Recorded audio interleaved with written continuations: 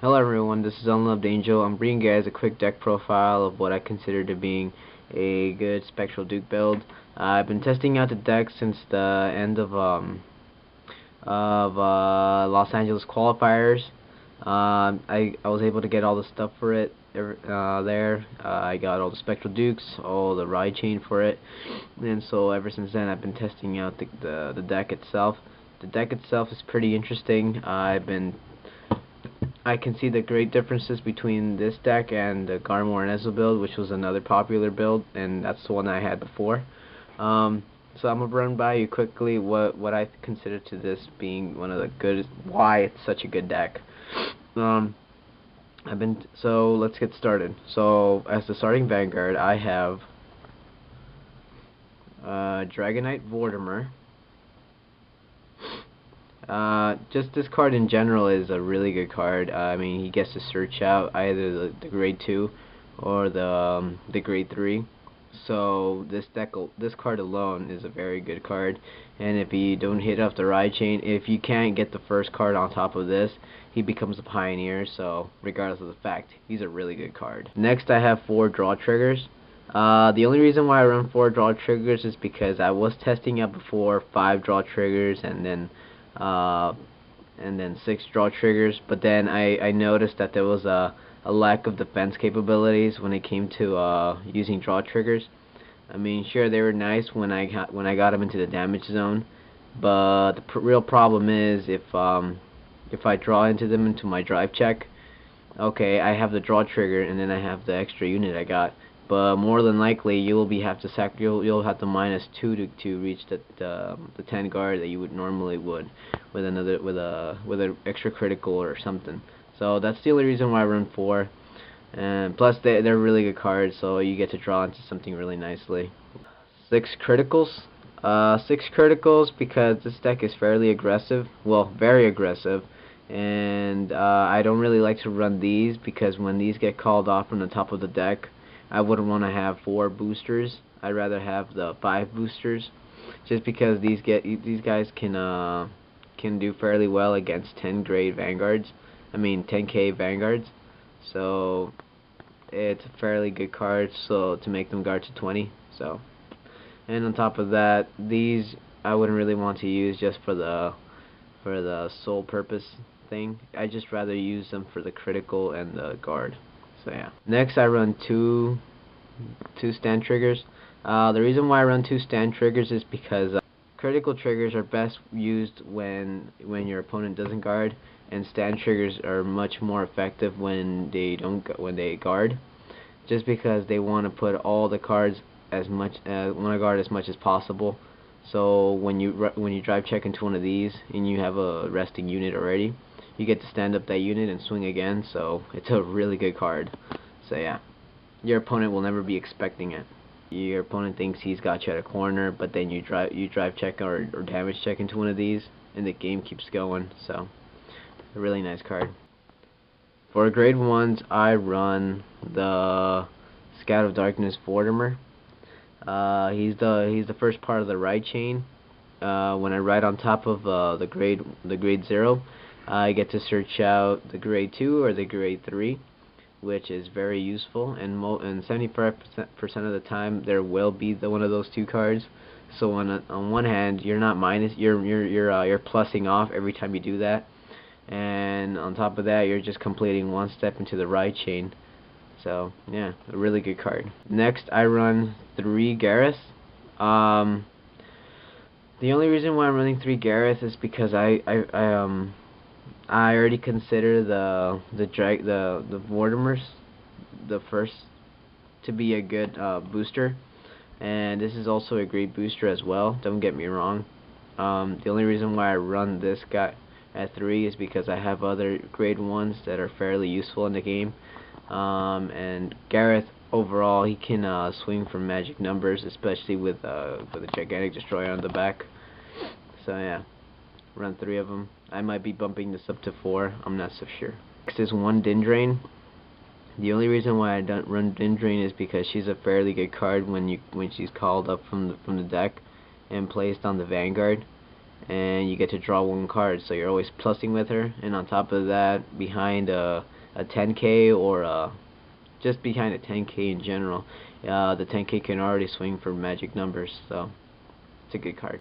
Next, I run two sleygal daggers. Two sleygal daggers seems to be enough for this deck, just because you get to swing for 7 already, and on top of that, for one counterblast, this card can get up to 9,000 on alone, or even 11,000 on its own. So behind the Vanguard itself, Spectral Duke, or behind a Gigantic Destroyer. Gigantic Destroyer can swing for 21, and Spectral Duke can swing for 20 on its own. So, really good card and fairly useful. And lastly, I run 4 perfect shields, the Halo Shield marks to be exact. I just consider that 4 Halo Shield marks is supposed to be like the staple on every deck in general, just because we're dealing with a format where high amounts of damage are being thrown out onto the battlefield.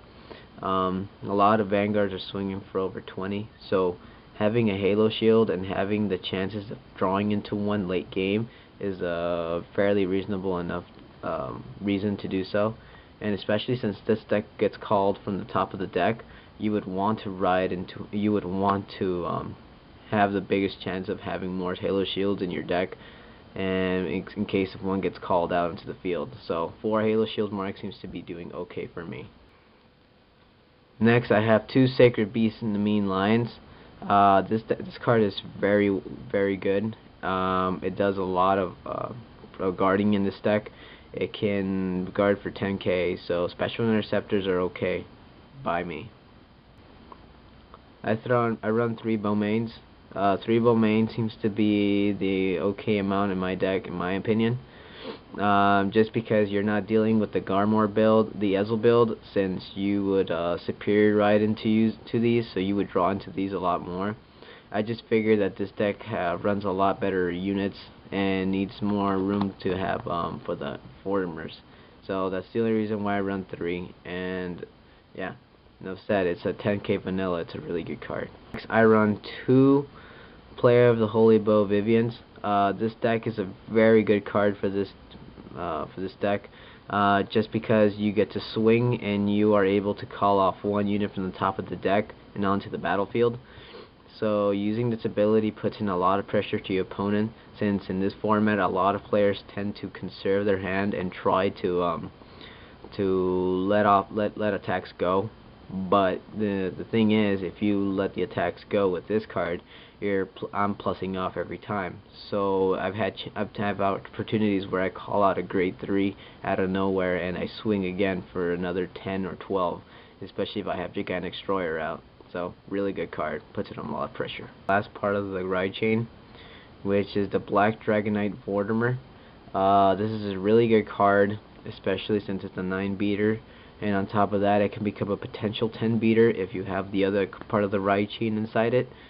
And plus off that, you get to retire one of your units and you are able to call out 2 units from the top of your deck, which is an inevitable part of the ride chain.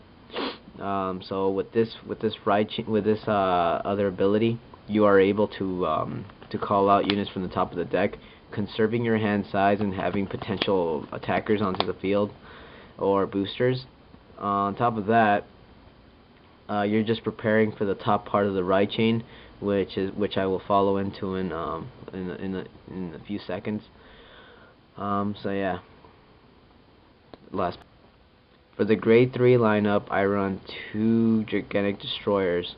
Like I said before, this has many cards I have 2 chances of putting 2 cards behind it, either a Gareth or a sleygal dagger. One will be swinging for magic numbers on 10k vanguards, or using sleygal dagger, which will make me swing for magic numbers against 11k vanguards. This is a potential this is a really good card in the rear guard. You would want to put this in the rear guard when possible, but if you need to ride on top of Vanguard in order to not lose the twin drive, it's also good for that as well. I feel like this card, like cards with this ability alone, have become staples in every deck.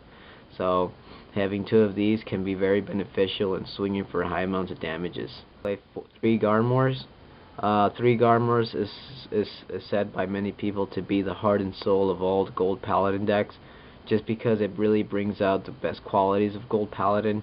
You're able to fix up your field as quickly as possible with 2 counterblasts with this card, and on top of that, this card can swing for 15 alone, or having a booster on the back plus 20. And it's a very good it's a very good card regardless. You don't have to use limit break to use a second ability, but the first ability to get the 5,000 plus, you need to be at limit break 4. But regardless, this card is a very good game ender, or it can be a very good early card to fix up your field as quickly as possible. So using Garmor, you will never have any bad side effects towards. And lastly, the last part of the ride chain and the main man of this deck, Spectral Duke Dragon.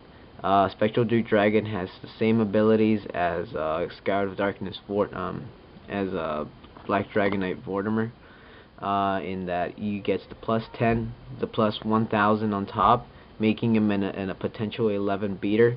And on top of that, he gets to do the stand-up effect, which allows him to stand up again after limit break 4. And on top of that, when you ride this on top of the Black Dragon Knight Vortimer, you get to retire 1 unit, and you get to call out 2 more units from the top of your deck. So you can have potential boosters, or you can have potential attackers at the same time. Overall, the deck is very interesting. In the beginning, like I said before, I ran the Garmor and Ezel build, but in my opinion, I felt it was very typical, just because my opponent would already know what I'm going to do, especially with the combo of Garmor into first and then Ezel later. So they would try to save up as many cards in their hand in order to protect themselves from the barrage of attacks that I'd be doing from the beginning and the end. Switching off to the Spectral Duke build, I felt like my opponent was a little more confused in what I was doing, especially since they never knew what kind of attacks I would get, or what kind of boosters I would get. Just because with the ride chain alone with Spectral Duke, I'd be able to bring out units out onto the field by surprising my opponent from taking damages that they would have taken with Garmor and Ezel. Just like I said before, the Spectral Duke ride chain brings out units onto the battlefield in the middle of the battle as well. So I would actually bring out sometimes a grade 3 or a grade 2 out onto the field, and it would potentially really hurt them, especially if I brought out a gigantic destroyer or a very good booster in front of a very weak unit. So it was it's very interesting using the ride chain of this card. And on top of that, if the plan A doesn't work, which is doing the ride chain, you can always switch out to plan B, which is the Garmor card, which is using Garmor himself.